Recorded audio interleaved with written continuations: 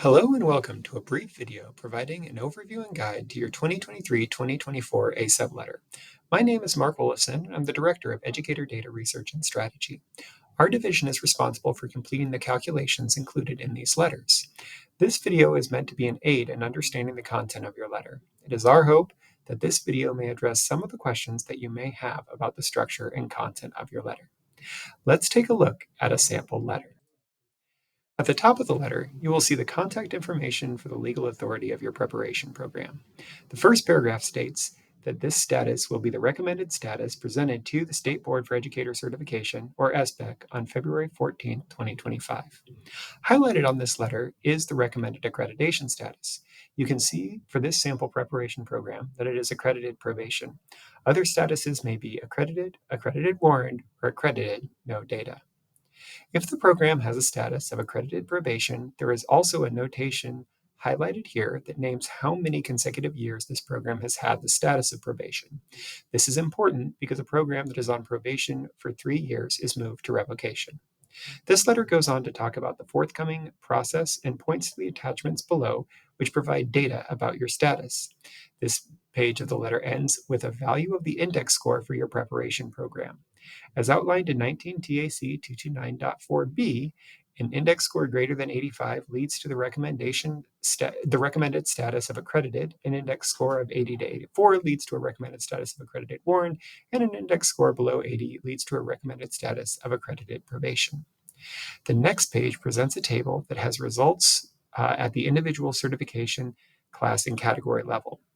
This table is important because if a program fails to meet the Content Pedagogy Exam pass rate standard for a certification exam for an individual certification class or category for 3 years in a row, that leads to the removal of the approval to offer that certification class or category. Here you can see that the sample program has their Science 4.8 certification category not meeting standard for the 3rd year in a row. This table provides the historical data back to 21-22, which is the extent of the applicable data for this table. Please note that if this table reads no data, that means that your program did not have any certification class or category exams which did not meet the standard in 2023-2024.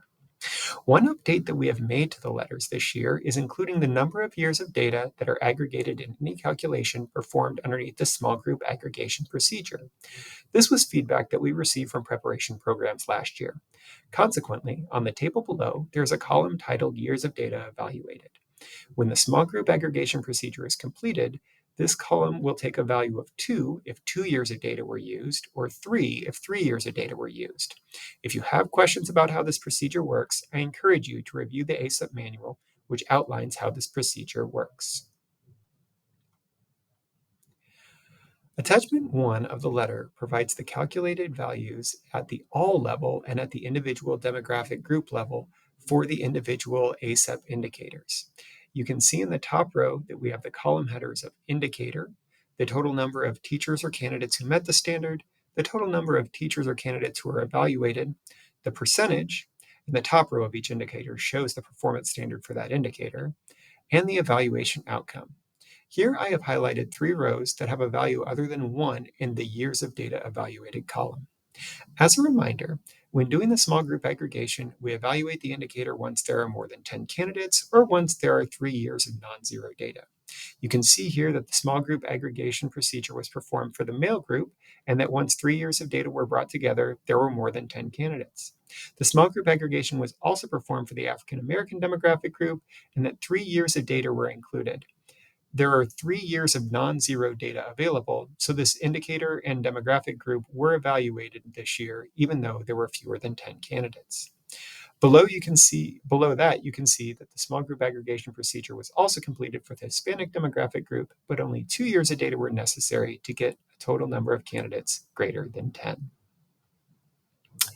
Another relatively recent update from the SBEC is allowing the program to miss a standard by one individual when missing by one individual makes the percentage less than the performance standard. As an example, under indicator 4A for this sample preparation program, the program only had 3 individuals in the male demographic group. 2 of those individuals met the standard, but 1 did not, meaning that the percentage was 67. However, since the program only missed this standard by 1 individual, this is considered meeting the standard. You can see that in the final column. This adjustment is made for indicator 4A specifically because it is the only indicator that the small group aggregation procedure is not performed for. We also perform this procedure if there are 3 years of small group data aggregated and missing one candidate drives the percentage below the approved standard.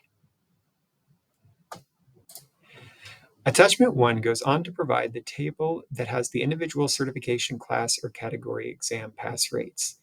These are the contributing pass rates to the table summarizing the 229.5 results that we have looked at above.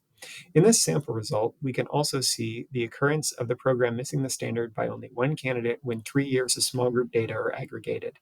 Even though 67 is below the approved standard of 75 for special education, because this program missed by only one person, this is considered meeting the standard.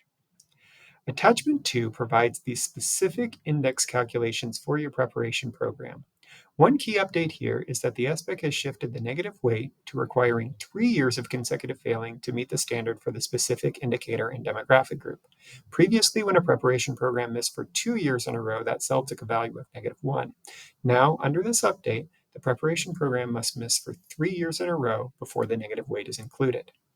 The tables in this attachment provide step-by-step transparency of how we conduct the calculation. Table A shows the points possible for each individual measure and demographic group. Table B provides the evaluation results for the specific preparation program for each indicator and demographic group. Table C identifies whether or not the individual cell is used for the preparation program's evaluation. In this example, we can see that indicator 1A for the other demographic group is not used in the evaluation because it was under the small group exception and did not have results for the current year. Table D provides the number of points that were earned by the preparation program for each individual standard and demographic group. You can see that when the preparation program meets the standards such as 1A all the points are earned. However, when the preparation program fails to meet the standards such as indicator 5, 0 points are earned. This sample preparation program did not have any third consecutive year failures, so there are no negative weights included. Table E contains the total number of points possible based on the indicators and demographic groups that the preparation program had data for. We then provide the total number of points earned, which is in Table D, divided by the total number of points possible in Table E. This provides a percentage, which we then round, which is the final index score, which we report here. The final attachment is only included if your preparation program has a status of accredited probation or has a certification class or category that has failed for the third consecutive year. This attachment provides the procedures for filing an informal review. Highlighted here is a reminder that the informal review must follow the instructions that are provided in the Texas Administrative Code and that the preparation program must note the reason for the request. Finally, highlighted here is the informal review deadline, which is 5 p.m. on December 13th.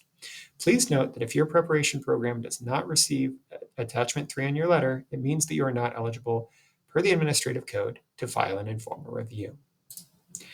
We know that these letters contain a lot of information, and it is our hope that this guide has provided a useful starting point and addressed many of your questions.